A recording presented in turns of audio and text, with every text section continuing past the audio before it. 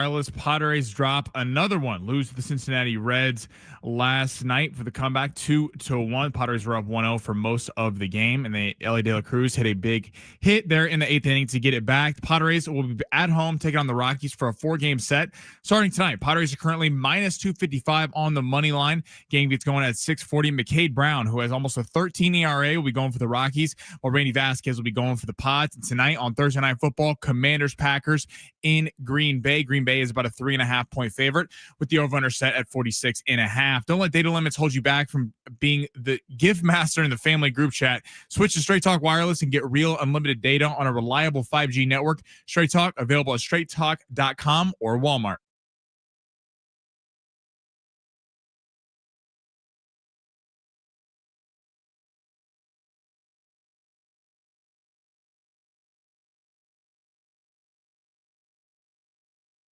Ooh, let's get it going on a Thursday. What up, everybody? Ben Fletcher, Sammy Long with you till 2 o'clock. John and Jim will take over then. And Sammy, one more time, you said it in your update. What is the ERA of the Colorado Rockies pitcher who's going tonight? 12.54. He is gonna shove against the Padres coming up later. You know he will. It's been crazy, man. The last 2 days, the Padres have absolutely wasted quality. Well, I don't know if Michael King's was a quality start, but a good start from Michael King and an excellent start from Nick Pivetta last night, because the offense simply cannot do anything. Another 0 for 8 night with runners in scoring position a night ago. In 2 games against the Cincinnati Reds that you would have felt really, really good about the Padres shots in the division if they won both of them. Now 3 games back of the Dodgers. We'll see how the next couple of weeks go. 16 games left on the season for the Padres, and I don't feel great about it if I'm being honest. But last night, if we just take it in its own little shell, you're looking at an excellent start from Nick Pivetta, who absolutely shoves. And if I'm being honest, pretty good bullpen work. I see Morahone getting a lot of hate today. Not on him. Nuh-uh. This is on Manny Machado, who has been a constant complainer. This is on Mike Shildt. This is on everybody on the Padres organization who came up with runners in scoring position last night and couldn't get the job done. But if we want to focus on something, and if we want to nitpick just a little bit, Sammy, do you feel like nitpicking a little bit? Let's do it. All right, I might throw something out there that people won't like here. Jackson Merrill bunted. It was 4th or the 5th inning last night. Can't remember when. Jackson Merrill bunted. Jackson Merrill, over the last 5 games, has had a couple of triples, has been hitting a lot, has a home run in there. Jackson Merrill bunts. It doesn't work out. Whatever. We can get into the weeds on that. If it was a good decision, bad decision, I would say bad decision. But if we're really going to ask somebody to bunt on this Padres lineup right now, do we think it should be Jackson Merrill, or do we think it should be the dude who's going 0 for 4 every single night? Look, I like Manny Machado a lot. I think he's good for the Padres overall. He's been really, really bad lately. But the absurdity of having Jackson Merrill bunt when Manny Machado is just throwing up offers every night seems a little ridiculous to me. Is that a step too far, Sammy? Yeah, well, I'm totally with you on the fact that Jackson Merrill should not be bunting. I don't understand that there. It's early. It's somewhat early in the game. I like, this is not the playoffs where you're trying to move runners into scoring position and constantly put pressure on teams. It made no sense to me whatsoever. Manny Machado, I mean, there's an APB out on him right now. And it's he was talking about yesterday about how my stats don't matter. Hell yeah, your stats matter. Of course they matter. The Padres don't sign you to the kind of contract in the money that they're paying you for your stats not to matter. If Gavin Sheets' stats don't matter, if some of these guys, if Bryce Johnson's stats don't matter, at the end of the day, the Padres got to live with it because they're getting what they pay for. And Gavin Sheets has been playing very well. Manny Machado is not producing right now. Fernando Tatis had the home run. And what you said earlier about the bullpen, yeah, I'm like on Twitter today, I'm seeing a lot of Adrian Morahone gave up the game.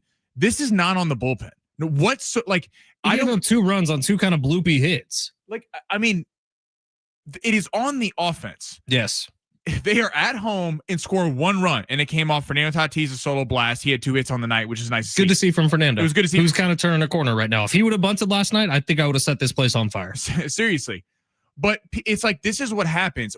Morahone's getting flack online. This is what happens when the stars aren't producing.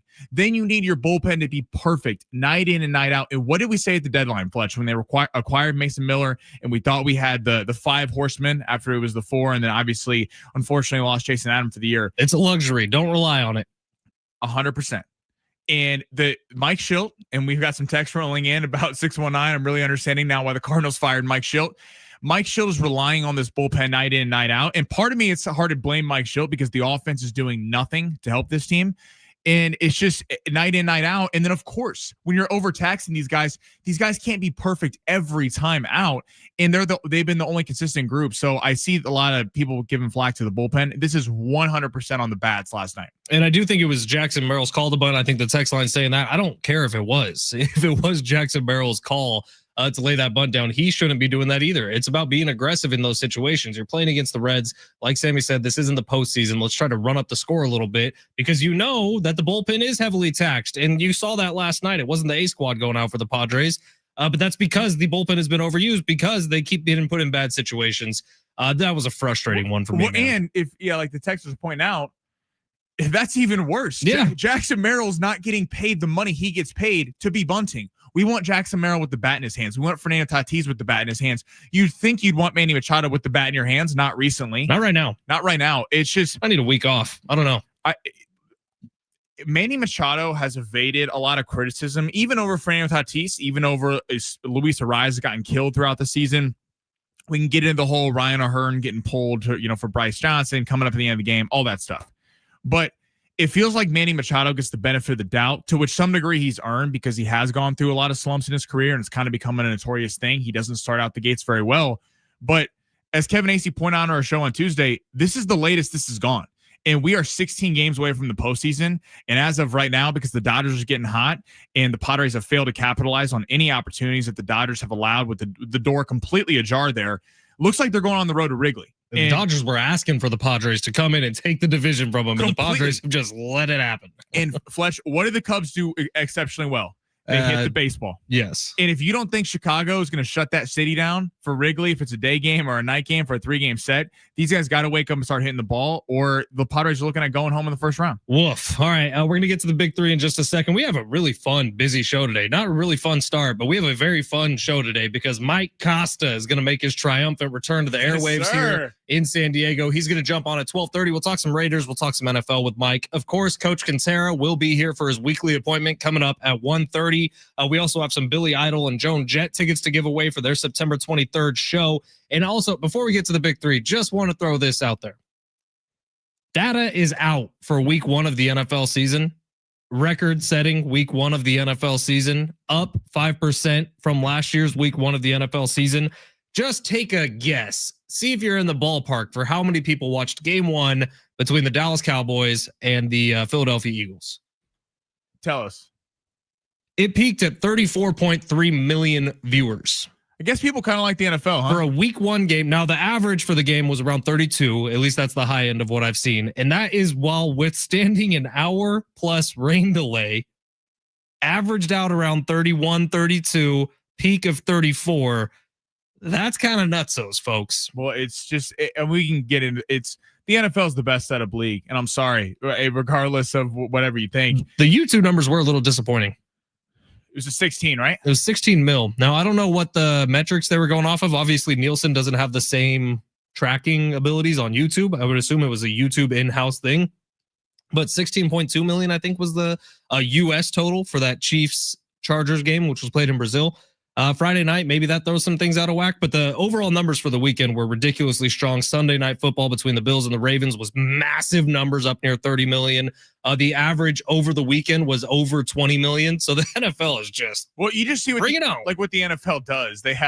You have people who don't even like the NFL but play fantasy football, who are tuning in. You have people who are gambling. The NFL was the first sport to lean into gambling. Everyone else avoided it. They didn't want to talk about it, and it was kind of very taboo, and the NFL's leaned into that. They've leaned into the Swifties. They're leaning into YouTubers on Friday night. Like, it's just they capture everyone. They were the first, by the way, to do like a women's clothing line. Remember that? Every sports league, NBA, MLB, they only sold jerseys to guys, and the NFL is like, wait, we have a whole untapped market. 50% of the world we can market to.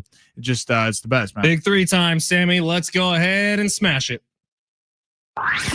Your lunch break is here.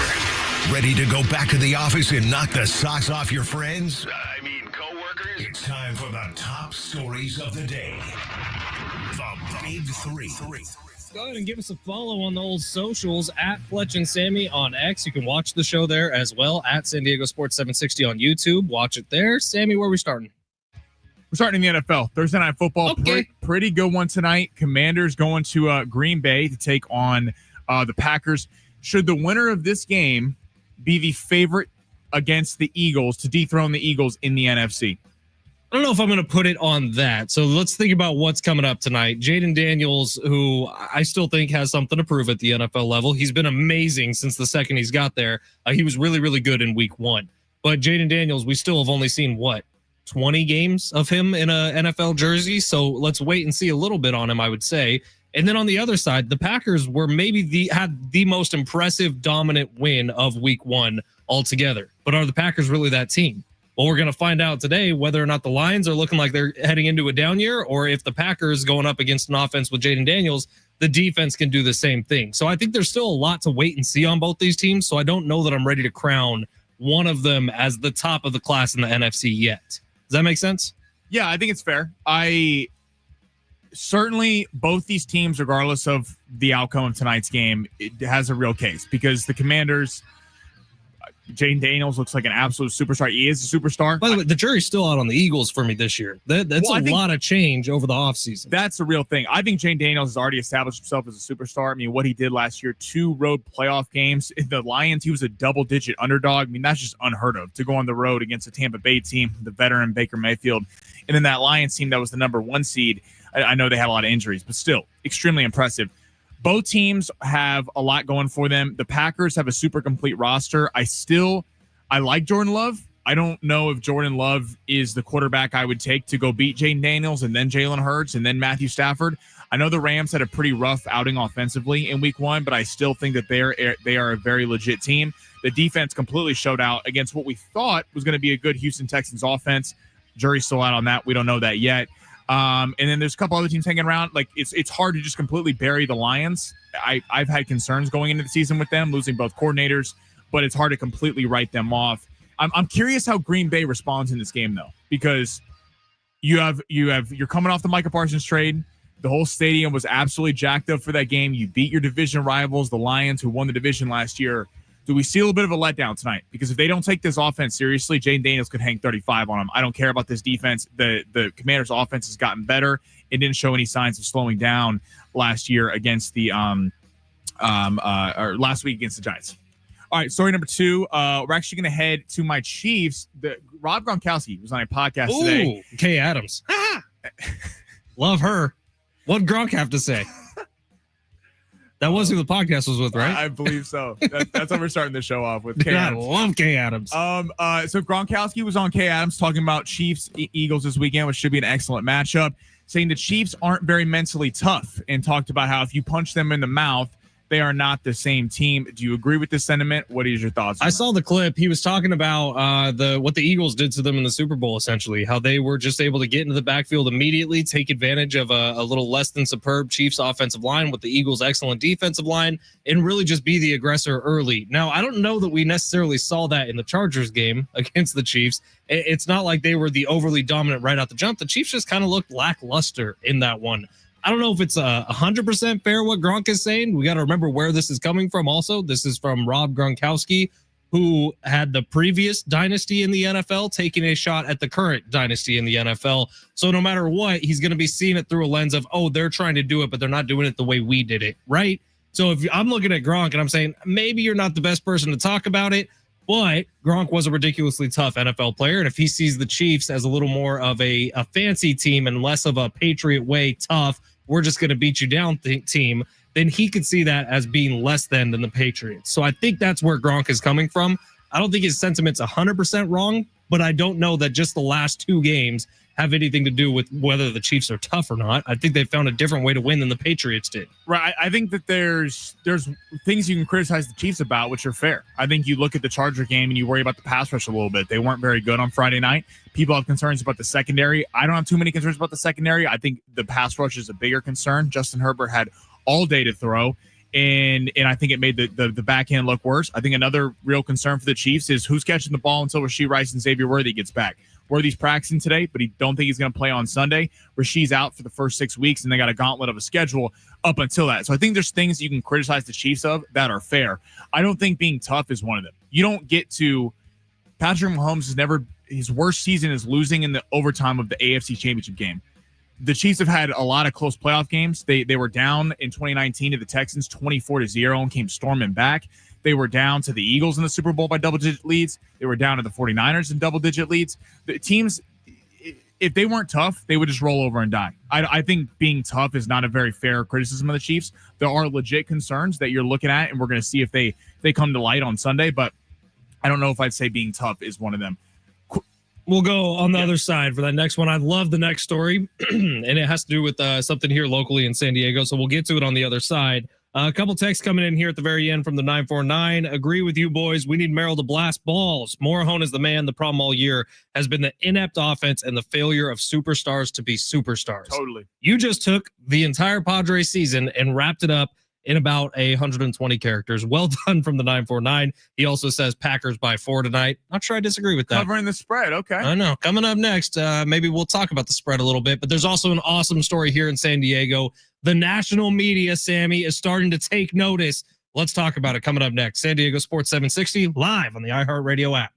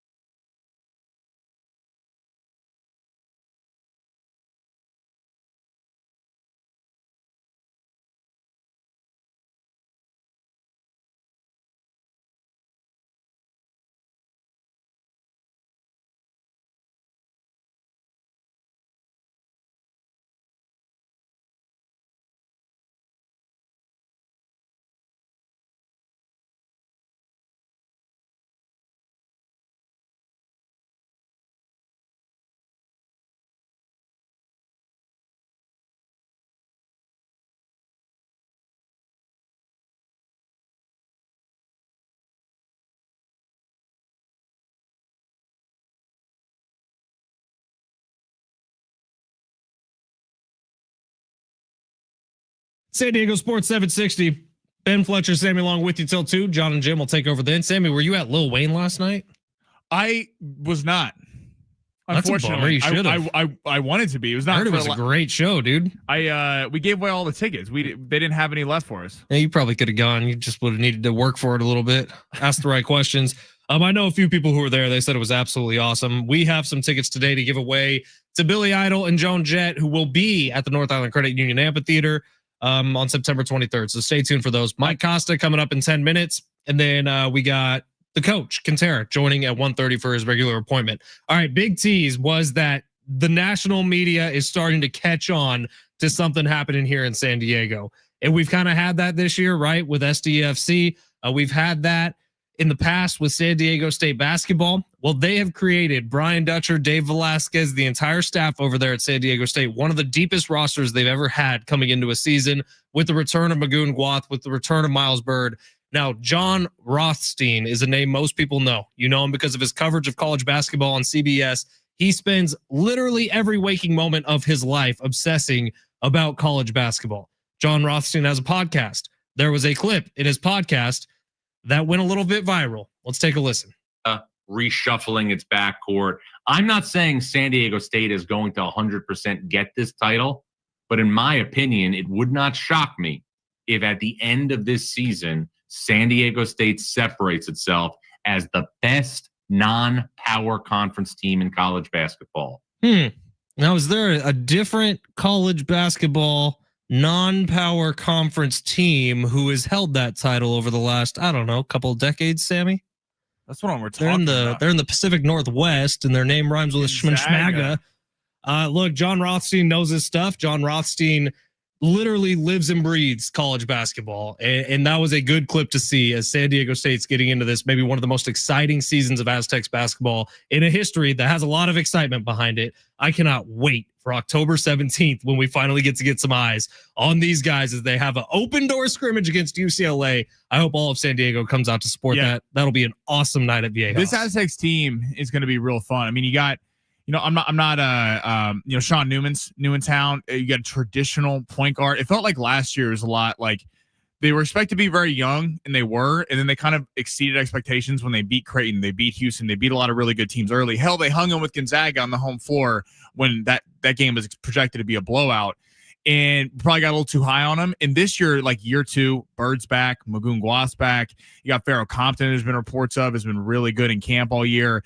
And Sean Newman, like a traditional point guard, finally, that the Aztecs have, because it feels like last year they were kind of putting a lot of shooting guards at the point guard spot, and it was weird between being a facilitator or a scorer. I think the Aztecs have certainly the last couple of years, there was a thing that came out on CBS Sports, like top 25 college basketball programs since 2000, and the Aztecs came in at 24, despite not winning a national championship game, just because of the record that the Aztecs have accrued over the years. It's cool what Brian Dutcher's built, and we're very excited for the season. And they just got unfortunate in the national championship game they made. They run into an absolute buzzsaw who, no matter what the other team was, they were going to win that game. UConn was destroying everyone in that tournament. That team was unbelievable, maybe one of the best college basketball teams ever. But San Diego State this year, they got eyes on it once again, and I can't wait for this season. It's going to be a lot of fun. Hey, our buddy Trey, who I believe drives for FedEx. I hope I have that right. FedEx Trey says Ja'Cory Krosky Merritt over 49.5 rushing yards tonight. Jordan Love over 1.5 passing touchdowns for tonight. Let's see what Sammy is cooking up for us tonight. I like those picks, Trey. He's writing long shots for you. We had another rough loss last night. We were so close.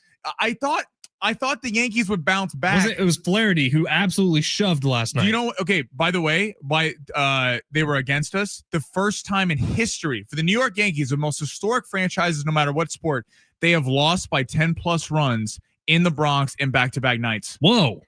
What a stat. Nice pull, Sammy. Jack Flaherty just have to start calling you Statty. Stammy. We'll work on that. Text us 70470. Start your message with team. What's Stat Sammy? Someone make that funny and make it good for radio. Yeah, clean for radio. And we got Costa coming up in about 5 minutes. Mike Costa making his glorious return. I like those picks, Trey. I really do. Before we get out of here right now, can these Padres please win this freaking series over the Colorado Rockies? It's 4-game series at Petco Park. God, it feels like you need all four of them right now. If you want any chance of winning the NL West, which maybe they don't. Maybe they're fine going into Chicago and playing the first round of the postseason in Chicago, even though this team has not been great on the road against really good teams. Well, and remember 2 weeks ago, we're looking like the bullpens, you felt good about, you still feel good about, despite not having Jason Adam. It's still an elite bullpen.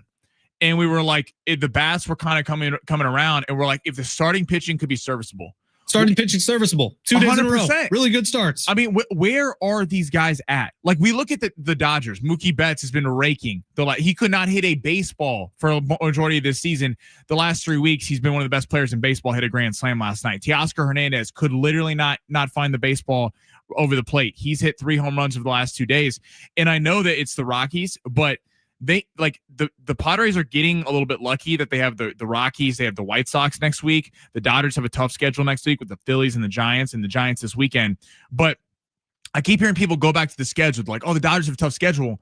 Well, the Padres have to actually perform. And the division feels a little out of reach right now. I mean, if the Dodgers have go 12-4 over their next, if the Padres go 16-0 and the Dodgers go 12-4, they block them from the division. That's kind of gross. That's how tough it's going to be.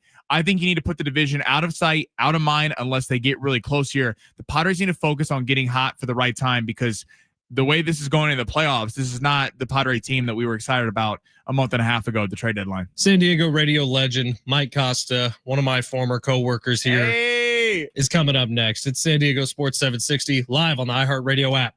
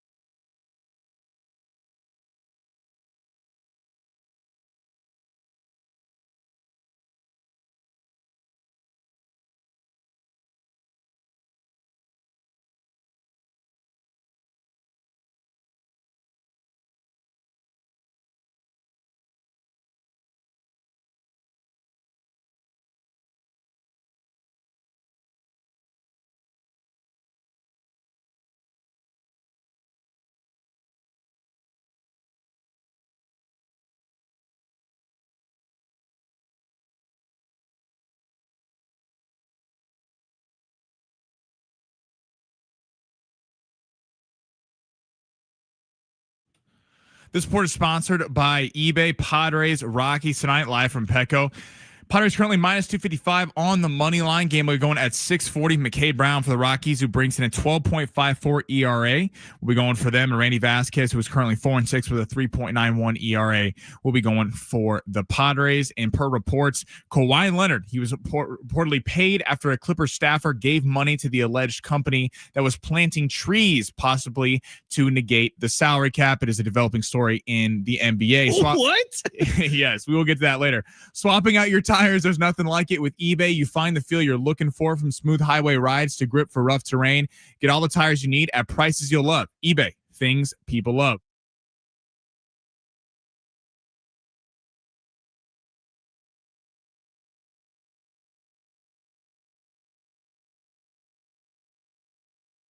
Oh, it's San Diego Sports 760. We got an excellent show going on right now. Ben Fletcher, Sammy along with you too. What just happened, Sammy? Are you okay? I played Love in an Elevator and I forgot they do the intro before it. So it's not a great song to come back to on the radio. It sounds fantastic. I'm sure our next guest won't mind. He's been part of more radio snafus than maybe anybody in the history of the medium. Mike Costa joining us right now. It's been too long, but Mike, what's going on, man? What's happening, gents? Yes, I have had one or more snafus on the air. Most of them my fault. Some of them were out of my hand, but it is great to be talking to the both of you, especially with the NFL season officially underway. I don't know, Costa. You had me as a producer for a while. You've had Jim Russell as a producer for a while. You had Brent Sperry as a producer for a while. I think at least me and Jim are responsible for at least half of the mistakes over your radio career. I was going to throw you guys under the bus. I was going to take it on the shoulders, my own shoulders, being the stand-up guy that I am. But yeah, you guys screwed up a lot. I'll say it. Of course. Hey, Costa, you're doing the On the Air show right now with Soli and Little Tommy, which is a ton of fun. Big Rich, TD, and Fletch. We got to go do the show a couple of weeks ago, which was one of the cooler experiences I've had. But you guys are killing it, man. That is a fun freaking show. When can people watch that? We tape it on Wednesdays, and then it replays again on Saturday and Sunday on KUSI and Fox 5 here in San Diego. It is. I've always made it, Ben. I've always made it a goal in my life to get paid to goof off. Hence my long run in FM and sports talk radio. And now I'm getting paid to goof off on TV with Sully and a couple other different shows we've got going. So life is good. I got nothing to complain about. And who knew that face could translate from radio over to TV so well? But it really can. You look good out there. Hey, Costa, it was never a secret here in San Diego. You are a massive diehard Las Vegas, Oakland, Los Angeles Raiders fan. And you actually do a couple games every single year on the sideline for Westwood One. But what were your big takeaways coming out of week one where the Raiders got a nice little win over Mike Vrabel's Patriots? Well, and you guys, I'm preaching to the choir here. You both know when you can win on the road, and it doesn't matter what time of the year, when you can win on the road in the NFL, it's a big deal. And it's especially a big deal for a Raiders team that it notoriously has had slow starts and has not done well on the road to open up the season. So to go in there and win in the way that they did, there were major questions about Geno Smith. I think there was questions about the offensive line and were they going to be able to protect him? Conversely, were they going to be able to open up the big enough holes to get rookie Ashton Jeanty going? It was a good win. It wasn't great. You know, you go back and look at some of the mistakes that were made. Certainly things are going to have to clean up before they face the Chargers next Monday night in Las Vegas. But, you know, Ben, Sam, if I was applying a grade to it, I'd say it was a solid B. You got to win in a hostile stadium in a new head coach's debut. And again, there's no style points. Get the win and get the hell out of there. And they did it. So before you get to it, I know my Chiefs are 0-1. The rest of the division is 1-0. Is this the year that the Chiefs do not win the AFC West? Sam, I'll say this, and it makes me sick to my stomach to say it, but the Chargers are good. And I think the Chargers, if a lot of things go right, they could possibly win the AFC West. The thing that the Kansas City Chiefs have going for them is their schedule. And you look at all the big contests they have, they're all at home inside Arrowhead. And as anybody who knows football will tell you, that place is impossible sometimes to win in, especially when the team is good because the fans are always going to be great and be loud and make it tough on you. So you look at that schedule for the Chiefs. All the big contests are home, and yeah, they got to take care of business on the road. But if the Chargers win the AFC West, I'm not surprised. If the Chiefs do, ho hum, it's deja vu all over again. Now, it looks like miraculously, as of about 5 minutes ago, reports are coming out that Brock Bowers, could be available to play Monday night against the Chargers. But if we go back to Sunday, when you see Brock Bowers go down, what did that do to your hopes and dreams for this Raiders season? Like, what is the ceiling with him? What's the ceiling without him? Yeah, it's almost two different teams with and without. He obviously is he's the go-to guy for that Raiders offense and Geno Smith. Even before he went out, Geno Smith was able to find him for 103 yards receiving, which is awesome. I will say this though, Ben, the guys who stepped up, not having Bowers there, Mike Meyer, the backup tight end, and guys like Deontay Thornton, the fourth round pick out of Tennessee, 6'5", 205 pounds. He's one of those guys who are like, wait, where did you come from again? So they had guys who stepped up and guys who made the big plays when they had to. And yeah, from everything that I'm reading, Brock will be able to go in some form or fashion on Monday against the Chiefs. How much a factor he's going to be in this game, of course, that remains to be seen. But yeah, they're definitely a different football team without him. When the Raiders signed or traded for Geno Smith from Seattle, people thought it was kind of a stopgap quarterback, even though he looked good in week 1. Do you think if the Raiders are picking towards the top of the draft, they'll be in the market for a quarterback next year? Or do you think Geno's the quarterback of the future? Sam, initially I would say, oh no, they've got to get their quarterback of the future. They need a long run like they had with Derek Carr. But then I stop and I think of the relationship that Geno Smith and Pete Carroll have. And if he stays healthy, if they're able to protect him, I could see him, for lack of a better term, being an extended stopgap and maybe to the point of you still go get your rookie quarterback next year in the draft, depending on where you're picking. But maybe you're allowed that luxury of him kind of sit and waiting for a little bit, maybe not the whole season, but enough to kind of, get the game under his belt. Look at J.J. McCarthy with the Vikes. Unfortunately, he lost the season because of an injury, but the way he looked against the Bears, and you just can't help but think, man, that year just kind of be able to soak it in and not be rushed into it certainly helped the guy. I think that could be the case for a rookie quarterback going to the Raiders. The Raiders' first round draft pick this year, Mike Costa joining us, by the way, on San Diego Sports 760. But the Raiders' first rookie they took off the board was Ashton Jeanty out of Boise State. Now, I watched way too much of Ashton Jeanty in college because he was at Boise State, and with the Mountain West coverage, the dude is dominant. He was all through his college years. He was the best athlete on the field, pretty much no matter who they were playing. Ashton Jeanty was the top dude. It hasn't quite popped yet in the preseason, even though he's only out there for 1 or 2 games. And then week 1, he gets the touchdown, but doesn't look all that impressive. Now, do you think that's more Mike Vrabel? If he's going to get one thing right, it's going to be run defense? Or do you think maybe there's some concerns about Ashton Jeanty as a professional athlete? I don't think there's concerns. I think Vrabel went into that game, and if you go back and you look at some of the defensive formations and the schemes, they were going to say, okay, Geno Smith, who's been prone to mistakes in the past, beat us with your arm. Now, Jeanty had 19 carries, only picked up 38 yards. Yeah, he did score a touchdown, but that's 2-point yards of carries, completely inefficient for where he was drafted and the position that he plays. And some of that also, too, Ben, goes on the shoulders of the offensive line. It's still somewhat of an offensive line in flux. And if they're going to beat the Chargers on Monday night, Jeanty he absolutely has to pass the century mark as far as rush yards are concerned. Now, Costa, the Loose Cannons growing up was always my favorite show on the radio. We all love Steve Hartman. Do you have a favorite Steve Hartman story that is okay for radio? Oh my God. Okay for radio. Boy, there's the, oh man. Well, just the fact that Steve Hartman knows everybody, and it doesn't matter where you go. It doesn't matter the sporting event, the situation. He is sought out, and people want to come up to him and talk to him wherever you go. And it doesn't matter if you're in a pizza place, you're having a beer, you're covering the Super Bowl, you're at the national championship.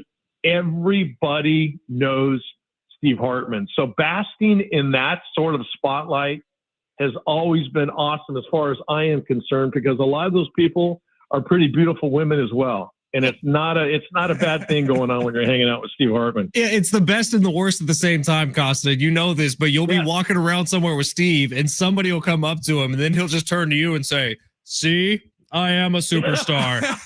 Look at this. They love me, Fletch. They cannot leave me alone. It's always been that way. Sometimes exhausting if you're me being Steve." Yep. 100%. Yeah, but he's the best. He actually joins our show every single Friday at 1:30. And my God, if you thought Steve was nuts when he was here talking about Dean Spanos, it's gotten about 10 times worse. He just goes for the jugular every opportunity he gets. Costa, if you can, in a couple minutes here, preview Monday Night Football, Chargers, Raiders. This used to be a huge week here in San Diego. Raiders week took over everything. Not the same vibe anymore, but Chargers, Raiders, Monday Night Football, week 1, AFC West divisional rivalry game. What do you think's coming up? Well, based on what StubHub and the ticket sites are saying, it's going to be very, very, very pro Raider, which is nice, because unfortunately, Allegiant Stadium has become so like SoFi for the Chargers. When Sammy, you know this, when the Chiefs come to Vegas, there's red everywhere. When the Broncos, it's orange. But I think this is going to be a very, very pro Raider crowd. Listen, can the Raiders win the football game? Of course they can. But look what you have to do. You have to contain Justin Herbert, who to me looks absolutely phenomenal. And are you going to stop the running game, or are you going to say, okay, we're going to take away the passing game, and Chargers, you're going to have to run it on us? The Quentin Johnson looks like he finally understands, hey, hold on to the ball. As far as the route running is concerned, he's doing well as could be expected. Keenan Allen to me is just a guy now. He is, although he caught a touchdown in that game against the Chiefs, he is just the guy, and he's not one of those that you even have to worry about. You've got to worry about doubling. But to me, Justin Herbert is the guy. If you can contain him, keep him in the pocket. Kuntz and Max Crosby had great games against the Patriots. And keep the pressure on him, then you've got a really solid chance. And conversely, if you're the Raiders, you got to play near perfect football. Don't give up don't take the stupid penalty, the turnovers. Gino had a couple of tip balls against the Pats that easily could have been picked. He did throw an interception. So flawless football on the silver and black side, and contain Justin Herbert, you win the football game. Man, we didn't even get to talk about Max Crosby with you. We'll have to do that sometime soon. But Costa, certainly, thank you so much for your time, man. Appreciate the hell out of you. Good luck with Lil Tommy and Sully. That's a fun show. And you have a great day, man. Great hearing from you. Talk to you next week, boys. All right. And Costa does have a potential standing appointment here on Wednesdays. We like him a lot, so hopefully that is the case. He is going to be doing a couple games out in Vegas this year, later in November and December, and you will hear those games along with this Monday night's game right here on San Diego Sports 760. Man, it's good hearing his voice, dude. Dude, he went through about 10 Steve Hartman stories in his head that he could not say on the air. Just, Fletch and I have gotten the privilege to have a few beers with Steve Hartman over the years. There is not a more fun drinking partner than Steve Hartman. If you want to end our future as a show right now, I could do it in about 30 seconds by telling one Steve Hartman story. But we won't do that because we like our jobs. We like him a lot. In fact, we like him so much that Sammy is just trying to make more money every single day when he's at this job, and he's trying to make it for you. He's trying to make it for me, and we're doing it next. Long shots on the other side at San Diego Sports 760 live on the iHeartRadio app.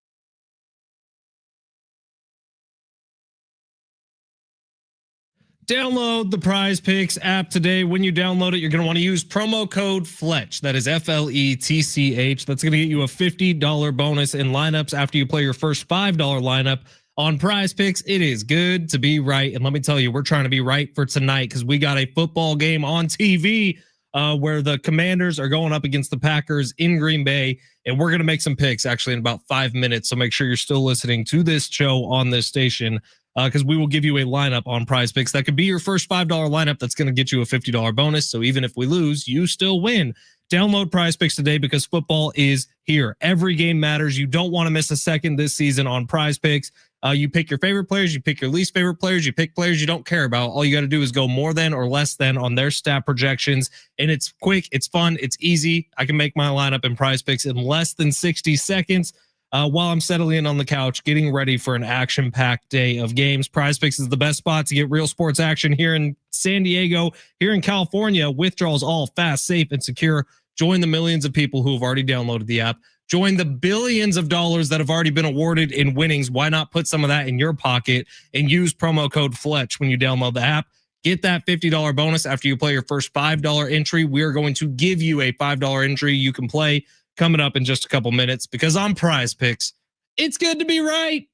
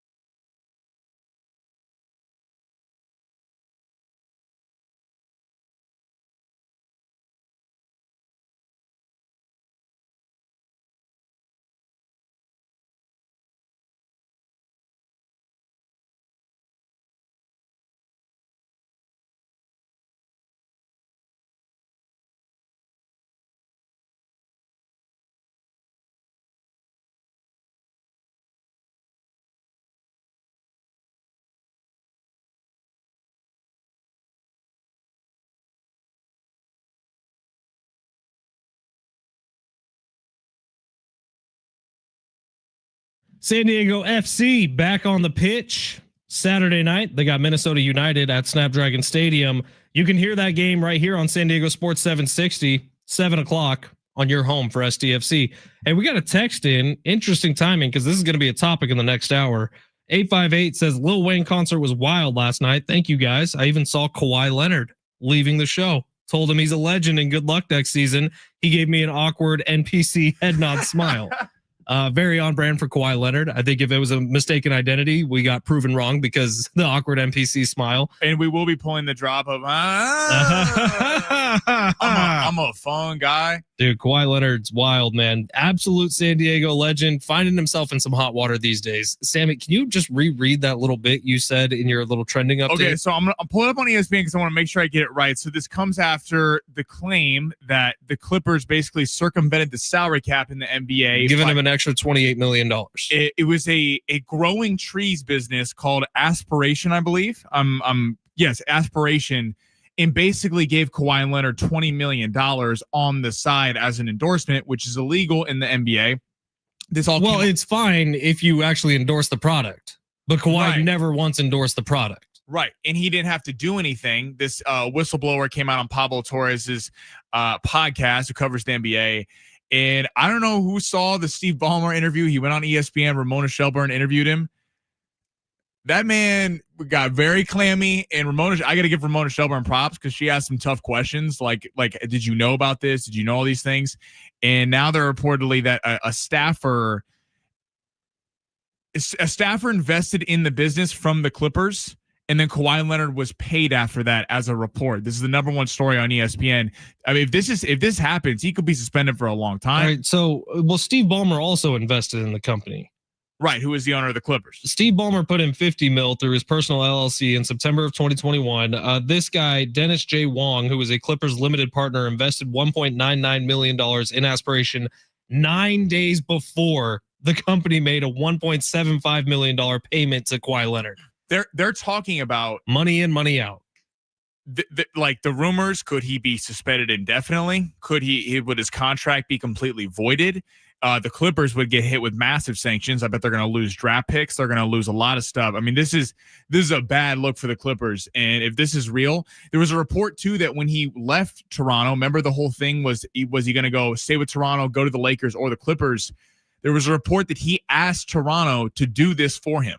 And Toronto basically said no, and then he went to the Clippers. So you come up with your own opinions on that. And there was all sorts of drama of why he picked the Clippers over the Lakers. Maybe he was asking something from the Lakers that they didn't want to agree to. And maybe this, who knows? There's a lot of ways this can go, and we'll wait and find out what happens. Adam Silver dodged every question about it yesterday perfectly, like every commissioner of every sport does. We'll see as information comes out on that. But pretty cool. You saw him at Lil Wayne last night, 858. That's a badass story. Hey, 858, you should have asked him, got some sound, and then we should have played it today. Yes, you could have been an investigative journalist. All right, Sammy, let's get to the long shots here. We do it every day around 12:45. Sammy makes us a daily fantasy sports lineup. It's even better when we have football games on TV. We happen to have a football game on TV tonight. Sammy, smash it. Let's see. Underdogs? Nah, that's old. Those with a less than good chance of winning? Too wordy. Wait, got it. It's time for Sammy's long shots. There we go.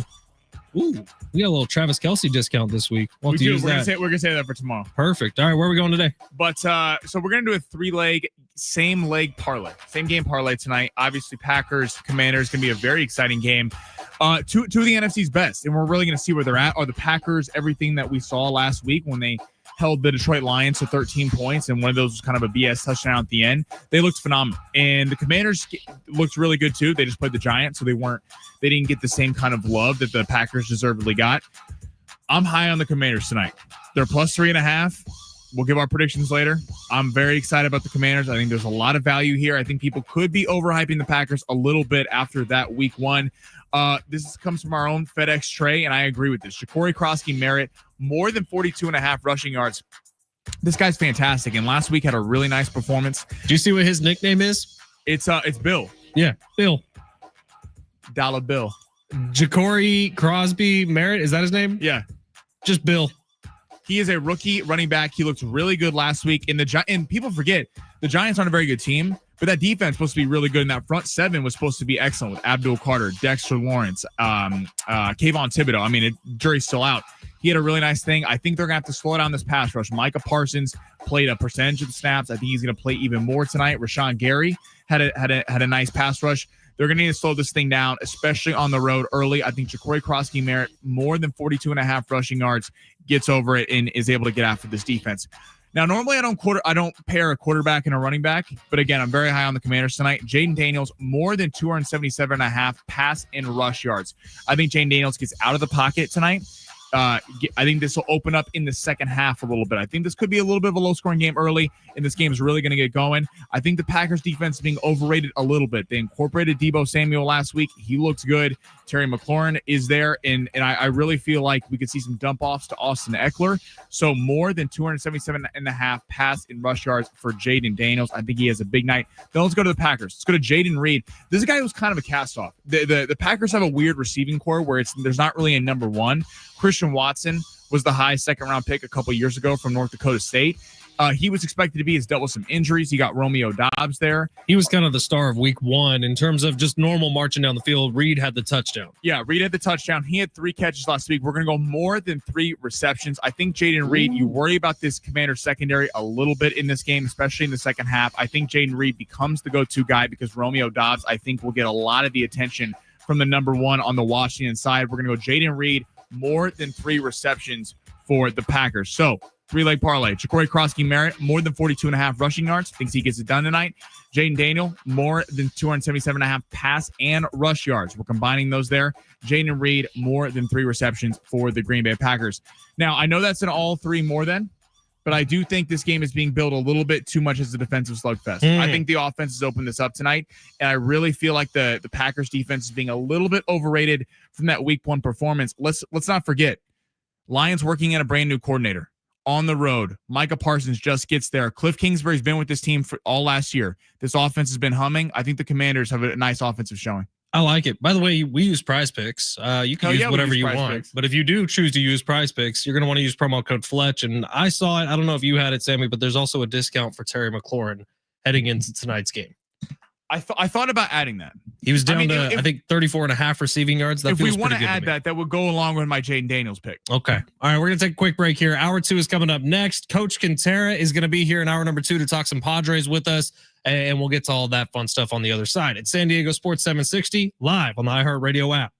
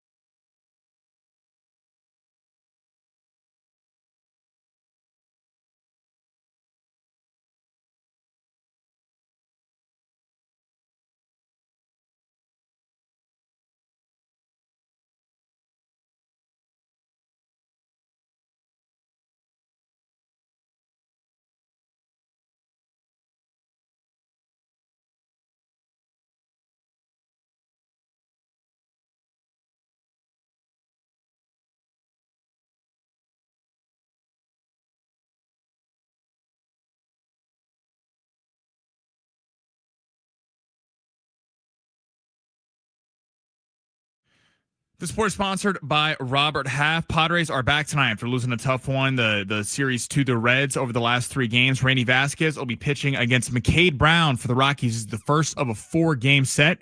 First matchup is at 6:40 tonight with Padres minus 255 on the money line. The NFL heads to Green Bay tonight. Washington taking on the Packers. Green Bay open as a 3.5-point favorite. The total has been bet up to 48.5 from 46.5. That game is going at 5:15. At Robert Half, they found that 67% of companies want to increase contract talent. That's why the recruiters' expertise and award-winning AI work quickly to find the skilled candidates you want. At Robert Half, they know talent. Visit roberthalf.com/talent today.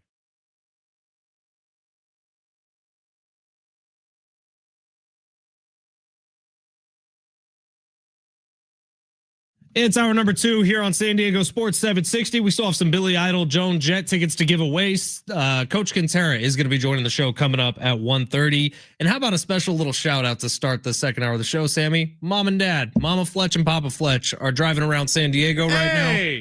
Thank you for being here, Mom and Dad. I'll see you guys after the show. If Mom and Dad want to call in and share any embarrassing Ben Fletcher stories, they would be very welcome to do so. They would never want to do something like that. I think we'd love to hear from the people that raised you. That's a wild thing to say, dude. No one would ever want that. That's really, there's no stories from my childhood is what it really is. Like nothing ever happened. I was a boring kid. So I think Mama Fletcher might beg to differ. Mama Fletch has some stories, man. She's got some dirt on me. Talk about someone who could get me fired. Mama Fletch could get me fired. All right, it's San Diego Sports 760. We're into the second hour of the show. Coach Kentera is going to be joining us in just a little bit. But the Padres are frustrating right now, man. And I kind of wonder what the tone of coach is going to be. Remember, it was maybe a month ago, Sammy, maybe a little more than a month ago. Coach came on for one of his Thursdays, and he was like, I got to be honest, guys. I'm pissed off at the way the Padres are playing right now. And he really kind of let him have it for a little bit. And then they ripped off a stretch of really good baseball. And since then, it's been weird watching the Padres because the way they're doing it doesn't necessarily feel like it should work. But for the most part, if you take a very wide angle at this thing, it has been working this year. They have set themselves up to be in the postseason. I don't think any of us thought before the season that the Padres, with 16 games to go, would be 3 back of the Dodgers. But that's just kind of the way the season's gone. The Dodgers haven't been great. Padres haven't been great. But everyone is just kind of hanging around at the same position. Now, the Padres have an opportunity here. I understand the numbers. Sammy, you kind of went over it. The Padres could finish at perfect the rest of the year, and the Dodgers could still keep them out by going, 12-4? If the Dodgers go 12-4 and the Padres go 16-0, they would not win the NL West. Of course, you look up at that and you're like, oh, well, that's kind of tough. But the Dodgers have a tough schedule left, and it's not like they've been playing the most inspired baseball ever. Like, I feel like that window is still open, but you kind of felt like it was wide the hell open just a week ago. And that's not really where we're at right now. So what can the Padres do? Well, it's time to focus on beating the freaking Rockies. It's time to focus on putting teams away that you should be able to put away. And it's really time to laser focus on one guy in particular, and that's Manny Machado, with another 0-for-4 last night in a game where the Padres go 0-for-8 with runners in scoring position.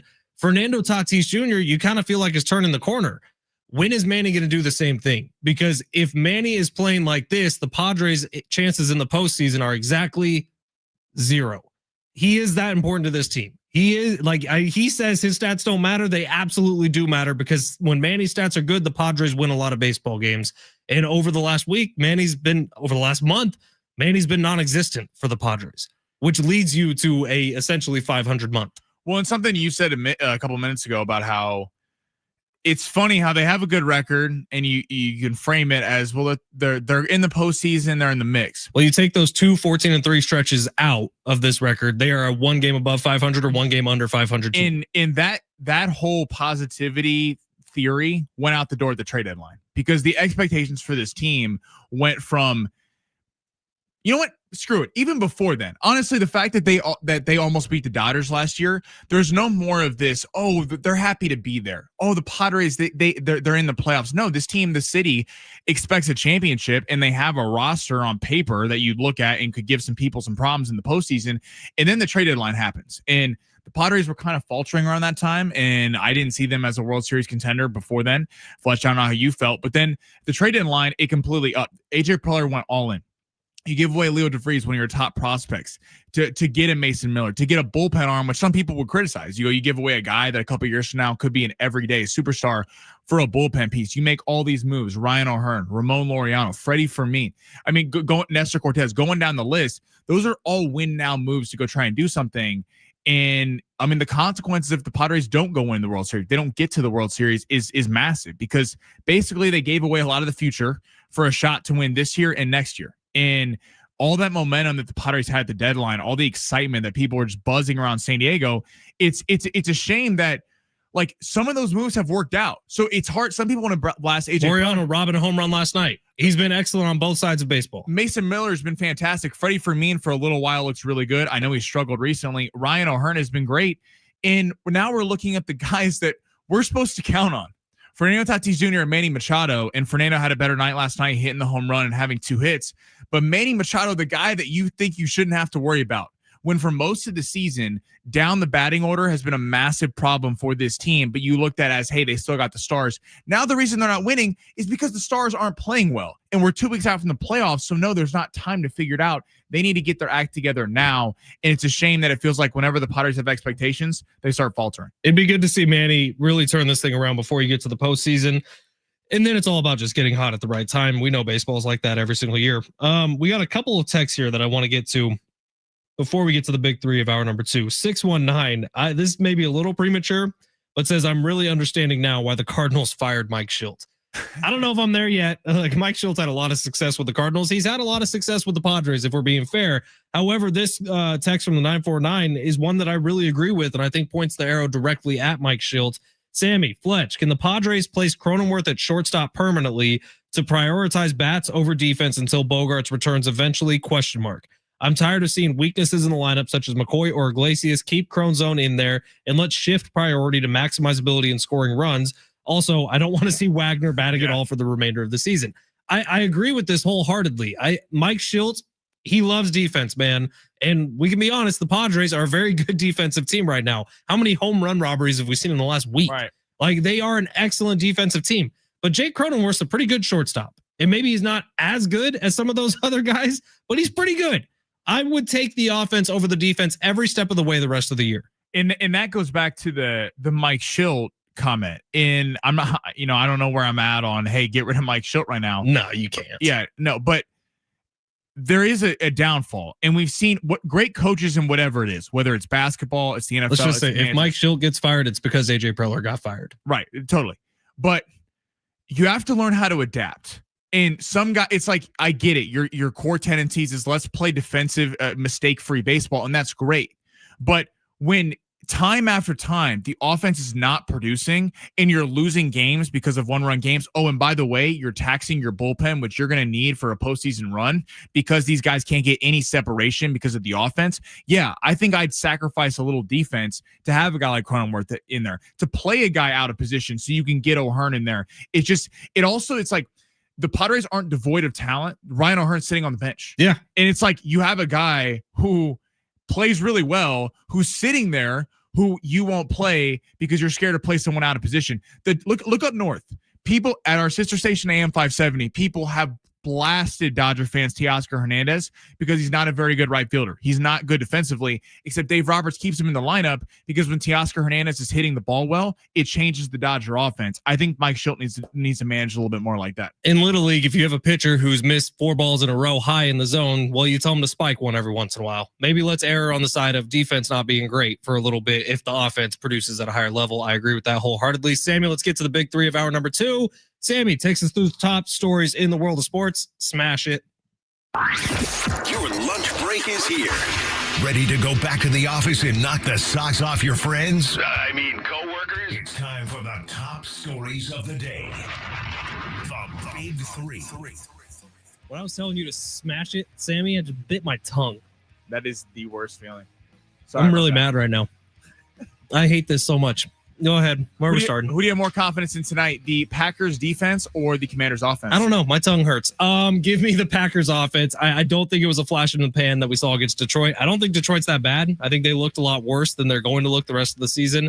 But I think this Packers offense is for real. I'm sort of sick of the Jordan Love haters. I think he's good, man. We could just get over it. Jordan Love is a good top 15 quarterback in the NFL Where right does now. he rank for you in the NFC? Is somewhere in the top 3 of the NFC, I would say. Really? So you'd have Hurts. No, Stafford is still my number 1 quarterback in the NFC. Stafford, Hurts. You have him over Daniels. I don't know if I've say top 5. It's tough because I'm gonna go top 5 because I would have Jaden Daniels slightly above Jordan Love right now because we just haven't seen enough from Jaden Daniels. I would have Hurts again slightly above Jordan Love if we're talking from a pure talent standpoint. Hurts has to be above. Yeah, but I almost like in these conversations, I almost want to take the tush push out of it. Like Jalen Hurts without the tush push is what? I think he's a top 10 quarterback. I don't think he's a top 5. But Jalen Hurts with the tush push, he has a cheat code in the game of football, so he moves up dramatically. Matthew Stafford, I still think is elite of the elite, depending on health. So Jordan Love, top 5 quarterback in the NFC. Sure, top 15 quarterback in the league. I got more confidence in the Commanders' offense. I'm very high on this. I thought you said Commanders' defense. When you were asking the question. Okay, I was the other way. It was Packers defense versus Commanders offense, but it's all right. I go Commanders offense just because I like the way they incorporated Debo. I didn't know what Debo was going to be coming into the season, but as a chess piece for them, not being a core proponent of the offense, I think the Niners were right to get rid of him. But the way the Commanders aren't paying Jane Daniels yet, it adds you something else after Terry McLaurin. In terms of the top 5 quarterback conversation in the NFC, Hurts has to be there because he has won a Super Bowl. And I hear what you're saying with the tush push. I think that's kind of an Eagles as a whole. I wouldn't necessarily dock Jalen Hurts for that. I think I'd wonder where the Eagles would be if they couldn't run that play every time. I think that's a very fair point. But he has won a Super Bowl. We saw him take off with his legs against the Cowboys last Thursday night. He deserves that. Matthew Stafford winning a Super Bowl. And Jane Daniels, I know he's second year, but he's shown me enough. Like, going on the road to beat a Tampa Bay team that was very good all year was one thing. And then you go in and shred the Lions defense, who I know had a lot of injuries with their top 5 pass rushers out. But still, that's a tough environment, and no one expected them to win. And look, year 1 was amazing for him. I'm just saying in year 2, like we don't exactly know what Jaden Daniels is yet in year 2. We've only seen 1 game from him. I think that he's great. I really do. He's fun as hell to watch, but is there going to be some sort of decline like we saw with the CJ Stroud? Well, and Jordan Love's an interesting conversation. It's like, where does he rank? Because Jordan Love's had really nice moments, but the Packers have become an NFC favorite to win a Super Bowl. And do I have confidence that Jordan Love's going to go beat Stafford, Hurts, Daniels multiple times? I don't know if I'm there yet. I have the AFC NFC equivalent for Jordan Love. Okay. He is Justin Herbert in the NFC. All the talent in the world, can make every throw, is more athletic than he gets credit for, but we haven't really seen him do anything. I think that's fair, but I would give Herbert an edge there. Same, but the AFC quarterback situation is much better than the NFC's quarterback situation. So when you're ranking them based on their division or their conference, I'm saying they're like equal, but in separate parts. I see what you're saying. He's the Justin Herbert of a less talented quarterback class. If Justin Herbert was in the NFC, he would probably be number 1. I might have him over Hurts. Wow. That's a Texas 70470. Start your mess with the team. All right, let's head to the NBA. Interesting comments from Adam Silver. So this was gross, dude. So a reporter asked Adam Silver, basically, the NBA is going to NBC. There's going to be some games on Peacock this year. They're going to more streaming platforms, whole new kind of relaunch. And a reporter kind of raised concerns about people who can't afford to watch games, can't afford to pay for these streaming services. And Adam Silver goes, well, we do a really good job. It's a highlight league, so you can watch the highlights. He called basketball a highlight sport. Go first. What's your reaction? He said the quiet part out loud. I actually agree with Adam Silver. Basketball, at least during the regular season, has become a highlight sport where I don't think it's necessary. You're not living and dying on every game unless you're a fan of a specific team. And then, like Sammy is with his Lakers, he's going to live and die on every game, no matter if it's game number 1 or game number 80. Sammy loves to watch Lakers basketball. And I get that, and I encourage that. I really do. But basketball as a whole has almost become unserious during the regular season. It's almost become funny. And there are amazing highlights. You see guys do stuff on a basketball court that you will not see anywhere else in humanity. Ja Morant, with some of his special moments, no one else can do anything remotely close to that. They have the best athletes in terms of wow moments in all of professional sports, and that's true. But it has become a bit of a highlight sport during the regular season. Postseason, we had a lot of fun this last postseason in the NBA. It was fantastic. It really was, with the storyline between OKC and Indiana, Tyrese Halliburton doing what he was doing. So it changes the conversation. But during the regular season, Adam Silver's kind of right. He's wrong for saying it. Dumb move by a commissioner whose job is to sell the sport, and his job is to make people go buy Peacock subscriptions, if I could talk. But he is saying the quiet part out loud. That's accurate about what the NBA has turned into. It was handled very poorly from a guy who should not be handling things poorly. I'm like you. I know what he's trying to say. Basketball, like in terms of social media following, the NBA actually does bigger numbers than the NFL. The NBA is not bigger than the NFL. But in terms of you see globally, you see Anthony Edwards dunks, you see guys like that. It's very clippable and an Instagram short. Basketball really can excel there. Yes, this was a mistake out of turn. That's not what you say when someone raises concerns about the amount of subscriptions they're paying for. You handle this and go, listen, we hope everyone can afford it, or we hope everyone can do it. Unfortunately, if you can't or you don't want to, we do hope you can follow along on all our socials, and we'd like to keep you up to date with everything going on until the postseason when it becomes available for everyone.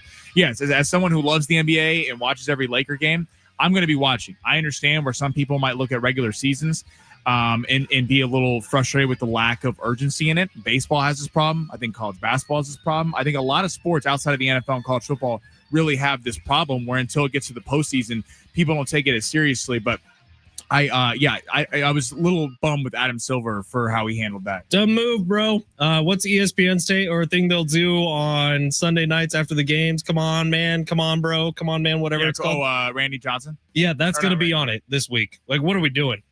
Yeah, this was such a dumb move from a commissioner. This was very Rob Manfred out of Adam Silver. Especially when you're going to NBC. His job is to sell Peacock subscription. And the NBA has a lot of buzz this year with the fact that there's a lot of very talented teams. You have inside the NBA moving. Michael Jordan's coming over. Right, like Kevin Harlan's one of the NBC play-by-play guys' mainstays.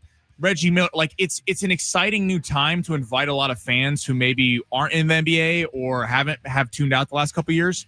And this feels like a mistake for me from Adam Silver. If I'm Adam Silver, I'm saying, well, 2 less trips to Starbucks, you get yourself a month worth of Peacock. Exactly. So why don't you just cut back on the coffee and watch some basketball? It's San Diego Sports 760. Quick break here. Coming up on the other side. Let's get into tonight's matchup a little bit before we get to some Padres with the coach, Kentera. That's next. San Diego Sports 760 live on the iHeartRadio app.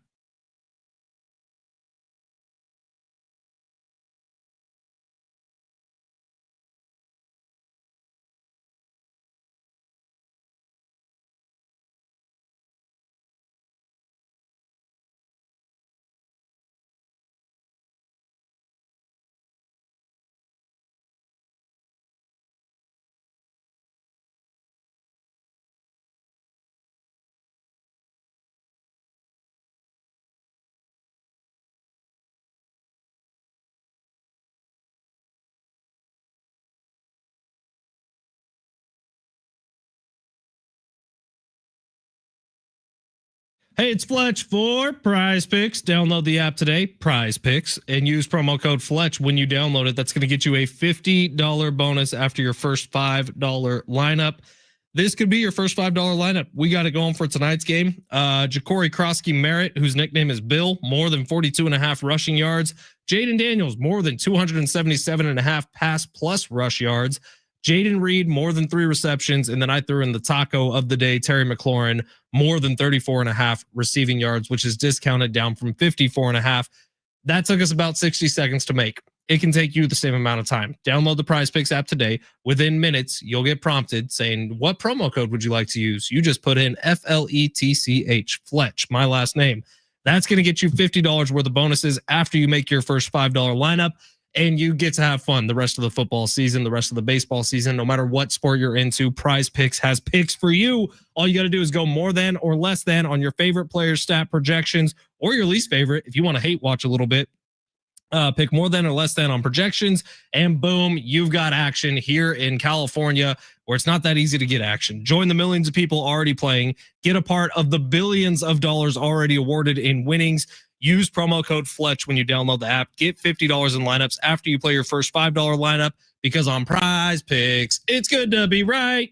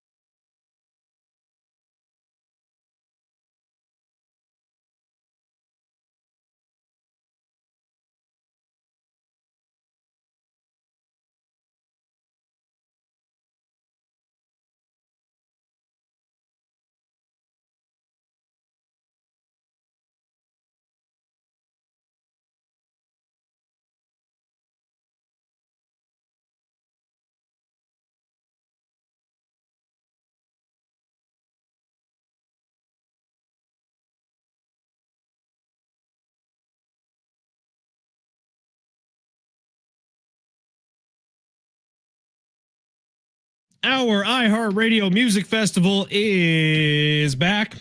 Live performances from Ed Sheeran, Mariah Carey, Maroon 5, Sammy Hagar, The Offspring, Tim McGraw, and more. September 19th and 20th at T-Mobile Arena in Las Vegas. 2 nights, 1 stage. Buy tickets now at AXS.com. Get them now before they sell out. All the info at sportssd.com/festival. Can't believe that's already happening next week out in Las Vegas. All right, we did get a question on YouTube from our buddy Dave. Where are you guys going on the money line tonight between the Commanders and the Packers? We did not even for a millisecond discuss this game to be part of our Circa Survivor because I don't think either Sammy or I feel super confident leaning one way on just a pure win tonight. Yeah, well, I would also wouldn't. I think the Commanders win this game outright. They're the dogs at home, but yeah, we wouldn't want to burn either the Commanders or the Packers, who probably will be picked at some point down the road. What is the line on tonight's game? Commanders favored by 3.5? No. The dog by 3.5. Packers favored by 3.5, and the point total's been bet up to 48.5. Woo! All right, this is gonna be a fun one tonight, man. You got two really good offenses in the NFC going head to head with each other. Two teams who we assume are going to be in the postseason this year out of the NFC, going head to head with each other, and two young quarterbacks who do have similar skill sets. I like Jaden Daniels is ridiculously athletic. I think he showed that a lot his rookie season, especially in the postseason when he got out and ran a little bit. He's not afraid of contact somehow. He's got a skinny little frame to be as risky as he is when he's running the football. But I really like Jordan Love, man, especially this is now year 4 with him as the starter out in Green Bay. I think he's grown a little bit every single year. Last year was his best year as a pro, and I think we're going to see him continue this year. Now, the Packers looked amazing week 1 over the Lions. I think that's a little fluky. I don't know that it's going to be that good all the time, and I don't think the Lions will be that bad all the time. But I do think we got a hell of a matchup tonight, and I'm starting to convince myself to go opposite of Sammy on this one, and I think the Packers win. I don't think they cover. I think this is a field goal game. Packers win. So I would be taking the Commanders plus 3.5. I think the Packers are a very solid team. I think both teams are going to be there towards the end of the year, but I think we're seeing early in the year we can see reactionary betting, especially after week 1. We see week 1 where it's like the Packers are invincible. They shut down the Lions. Let's remember, Lions dealing with a new coordinator working this in. And Washington's had it. Say what you want about Washington, but Cliff Kingsbury's been there. He's got to give Cliff Kingsbury a lot of credit. He's adapted an air raid offense to the NFL, which a lot of people thought just was not possible. He's had a lot of changes, not a full air raid offense, but he coming out of college, that was not expected to be a kind of system that would work. I really feel like the Commanders, I think Debo being there, I think we're going to see him kind of, the Niners used to run him tonight a little bit of as a runner. And this offense is just lethal. Corey Krosky-Merritt, Terry McLaurin, the right side of the offensive line, they got Josh Connerly.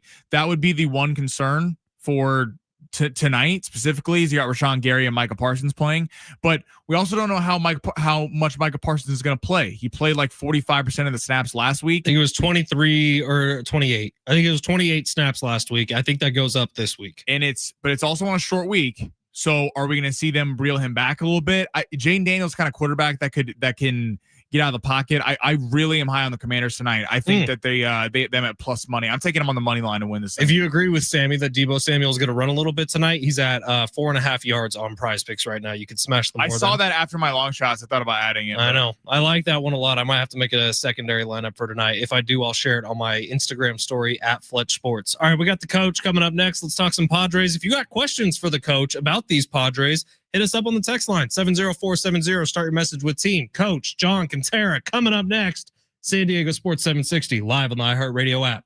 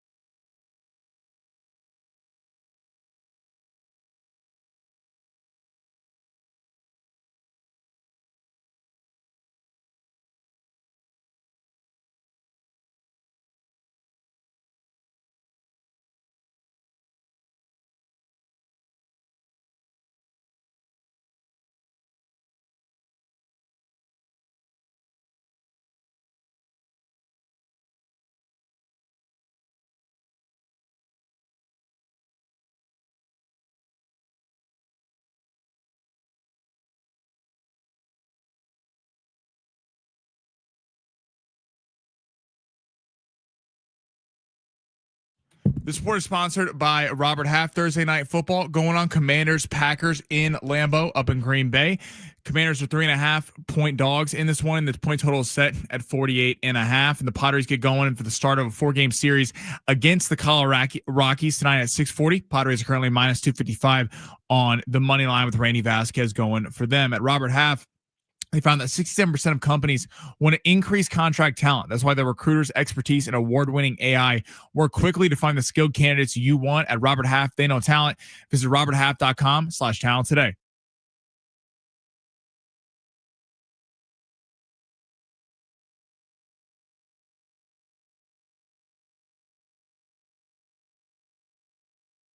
San Diego Sports 760, Ben Fletcher, Sammy Long with you till 2. John and Jim will take over then. And we had one San Diego radio legend on a little bit earlier, and Mike Costa. How about we bring another one on right now for his weekly appointment? Coach John Kentera joining the show like he does every Thursday. You can find the coach on YouTube at San Diego Sports Talk. You can also find him here every Thursday at 1:30. Coach, how are you today? I'm doing pretty good, Fletch. Hoping the boys down there at Petco Park can get back on the win column tonight, man. Last couple of nights have been tough ones. It's all good, Coach. I got secret weapons coming into town. My mom and my dad actually just landed in San Diego. They are heading to Petco Park tonight. All will be well as the Colorado Rockies come to town. But let's start with this, Coach, and it might be an unanswerable question. So sorry to start you off with this one. What's wrong with Manny Machado? It's a good question. I mean, you take a look at Manny so far in the month of September. How about a 4 for 37, a 108 average, a 132 on base percentage, 2 homers and 5 RBIs, and of course August he wasn't very good either. A 222 with a 294 on base percentage. He hit a homer, drove in 8 runs, and I don't know. He's in the lineup every day. It seems like he's healthy, and we may find out. In November that there was something wrong with him. But, other than, being in the lineup every night, I got to assume he's a 100% or close to 100%. I mean, nobody's at 100% at this point in time. Everybody's got some kind of nagging injury or a soreness or inflammation of this or inflammation of that. But he's just not hitting, swinging a lot of pitches out of the strike zone right now.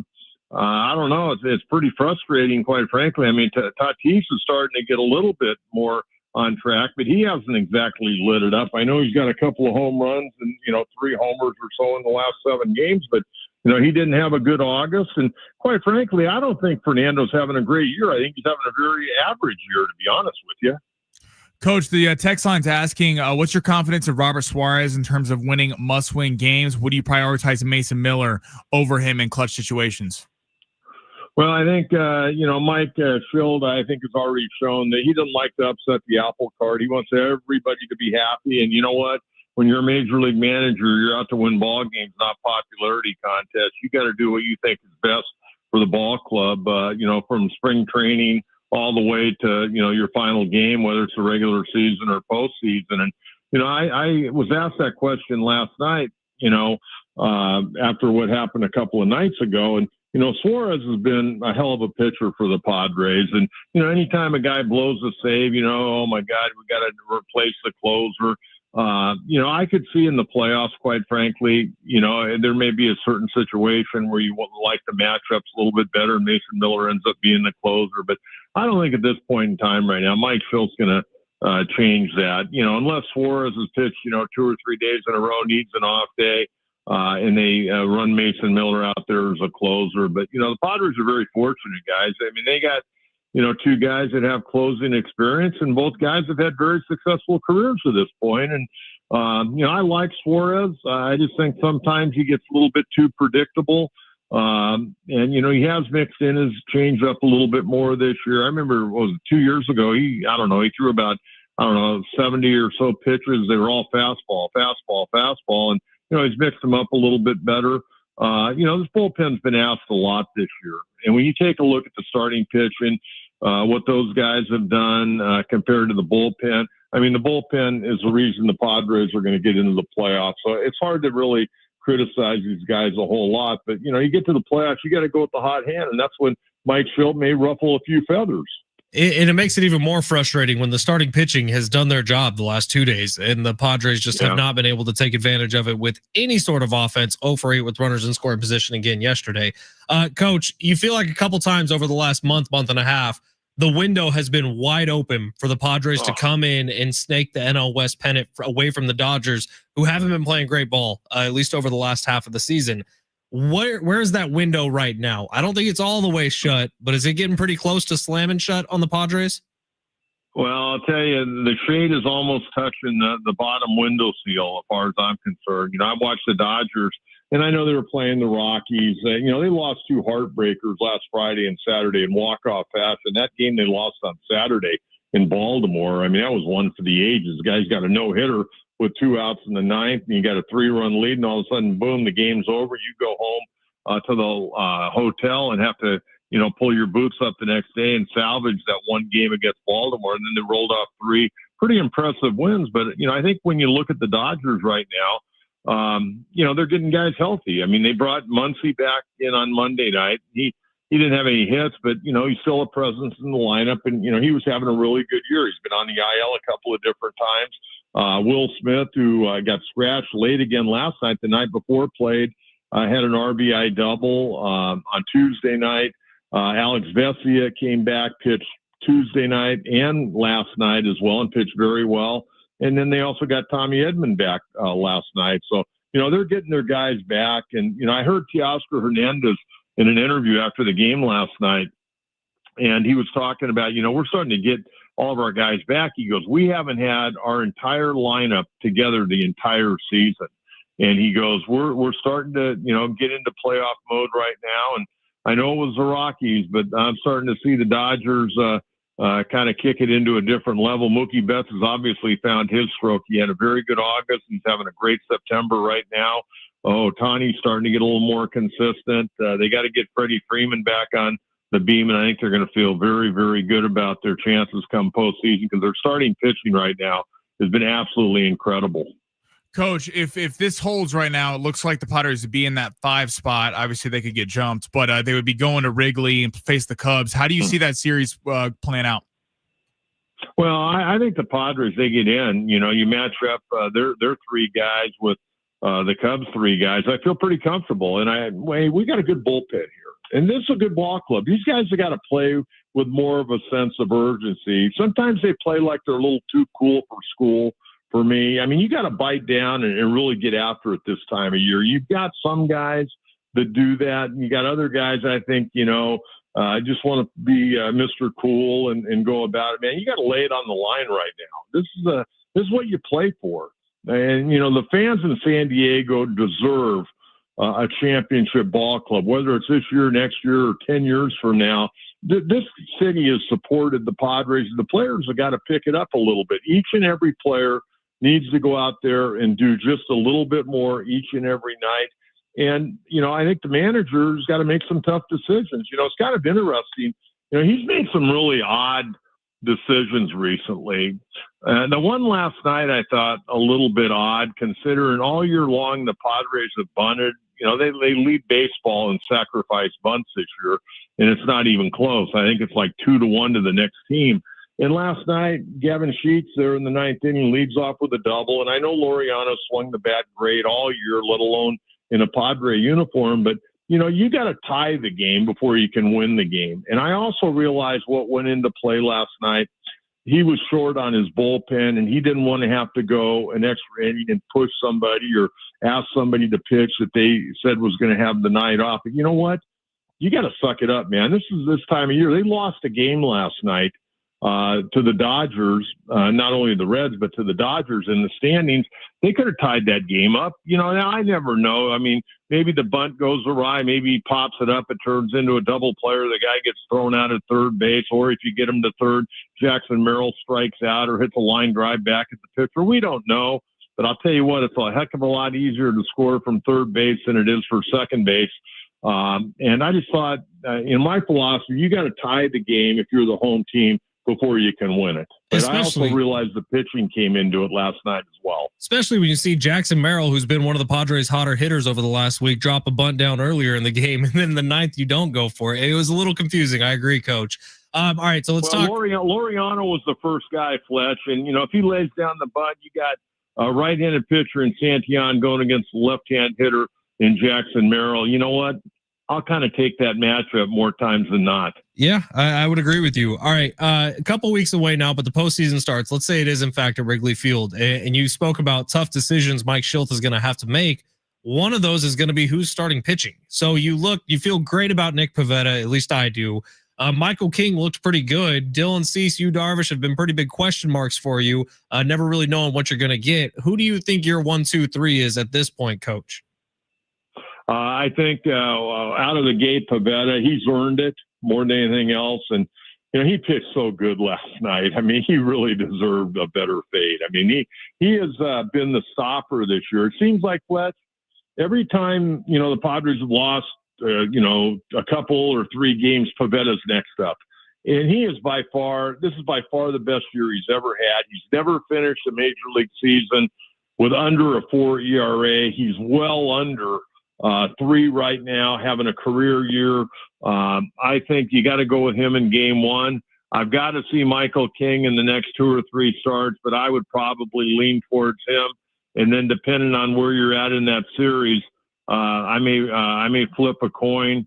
I may go with Dylan Cease over Yu Darvish, just because Darvish, to me, it seems like he's been giving up that home run ball, and you kind of know what you're getting out of Cease. You're going to get probably 3 or 4 innings, and then you got to watch him very, very carefully. Sometimes he can blow up early, but he's got overpowering stuff. Darvish, especially if the wind's blowing out at Wrigley Field to left field, I'd be a little bit concerned. He shows you signs of the old Yu Darvish, but because he's not throwing with the great velocity, it's just a matter of time maybe before they get to him. The other night, his numbers weren't great at the end of the night, but he had 7 strikeouts and no walks, but he gave up a couple of homers. Coach, don't know if you're going to be watching the fight on Saturday night. I know your pops was a fighter. You lean any way? Canelo Crawford, are you tuned in Saturday night? Yeah, it's going to be, I think, an outstanding fight. I mean, I kind of leaning towards Crawford a little bit in this one. Why? I don't know. I don't know. Maybe I just like his style a little bit better. But I think Crawford will, it's going to be a good fight. I think it'll go the distance. I don't think anybody's going to knock anybody out. Both these guys are so experienced, but I think I got to go with Terrence Crawford in this one. Coach, if you want some insight on that fight leading up to it, the best place to go possible is on YouTube at The Long Count, Sammy Long's brand new YouTube channel dedicated to boxing and UFC and the fight world. He's doing a good job with it. Coach, as always, appreciate the hell out of your time. Good insight on the Padres. We'll talk to you next week. You have a great weekend, Coach. All right, Fletch. And hey, with no Aztecs this Saturday, go out and have some fun, my friend, because then you got to start bearing down again. Oh, yeah. I'm busy till April, Coach. I'll talk to you then.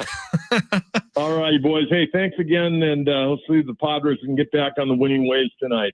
Yep. And the good news is they're doing it against the Rockies. A thank you to Coach, who joins us every single Thursday at 1:30. You can find him on YouTube at San Diego Sports Talk. We will take our final break of the day, get you ready for John and Jim, give you a little deeper preview of Thursday night football tonight, as well as take a look ahead at pitching matchups for Padres and Rockies. That's next. It's San Diego Sports 760 live on the iHeartRadio app.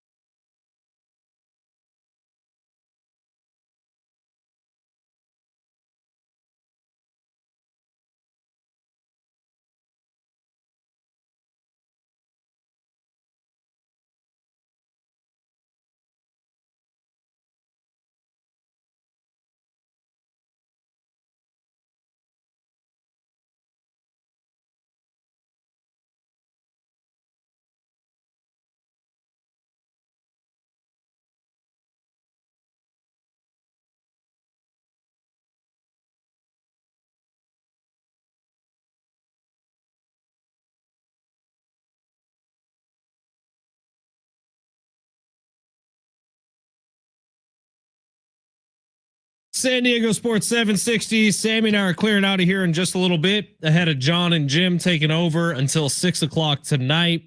By the way, San Diego FC back on the pitch this Saturday night. They got Minnesota United at Snapdragon Stadium. You can hear the match live Saturday night beginning at 7 o'clock right here on San Diego Sports 760, your home for SDFC. Obviously, today is a day of remembering here in the United States of America, here in San Diego, a huge military town. It was 24 years ago, which is hard to believe that the events of 9/11 occurred. And I think that today is a pretty good day for all of us to look back and maybe say some thank yous, as we do live here in San Diego, which is a huge military town. Tons of Navy people. Some of my best friends that I've made since moving to San Diego are in the United States Navy, based out in Coronado. I have a huge military family. My grandfather was in the Air Force. My uncle was in the Air Force. And my brother-in-law is a firefighter today. And I've seen firsthand what that bravery looks like. And I'm incredibly honored to live here where that's what we have protecting us on a daily basis. So thank you to every first responder who decides to rush into danger. When the rest of us are trying to figure out how to keep ourselves safe, they're always the ones looking out for us. Extremely appreciative, honored to live in the same country as you. And thank you for everything you do for us on a daily basis.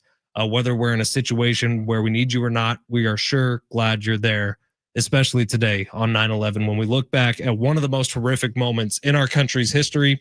Sure am glad we live where we do, Sammy. Totally. Yeah, this is always obviously thank you to everyone who served. My grandpa served like yours, my grandpa on both sides. And it's always a tough day to look back on, you know, obviously a horrific event, but all the amazing people that have stepped up, and hearing some of the survivor stories today on, you know, like the national news is always very tear-jerking, but shout out to all those whose lives were lost and their families. There are badasses among us every step of our lives, and we sure are appreciative of that. All right, we got an NFL Thursday night football game tonight. It's going to be the first game of the season on Amazon Prime, which is a happy day for me because that means Al Michaels will be on the call, who is bar none my favorite broadcaster maybe to ever exist. I'm curious if we get the Al Michaels from 2 years ago, who was really kind of angsty and crummy when it came to Thursday night football. He was sort of mad at the NFL for giving him the games he was getting. Because the games sucked 2 years ago. The games were brutal a couple years ago. I remember a Broncos-Colts Thursday night football game, which I believe is a matchup this weekend, but a Broncos-Colts Thursday night football where Al Michaels nearly said about 7 F words on the air.